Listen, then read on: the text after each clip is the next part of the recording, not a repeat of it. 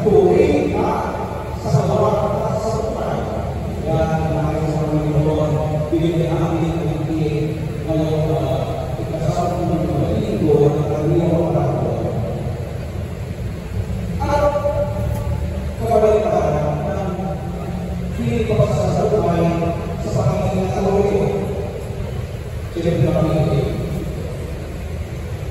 Alam mo, manalo, akin ito, amin na ito, hindi ka kasali ito. Kaya hindi ka katoliko o hindi ka katoliko, kaya hindi ka kumikilala sa Diyos, wala ka rin pakil, akin lang ito, pagkakalap sa sarili. At alam mo, pag pumapasok ang pagkakalap sa sarili, mapasok din naman ang pagiging makasalanan.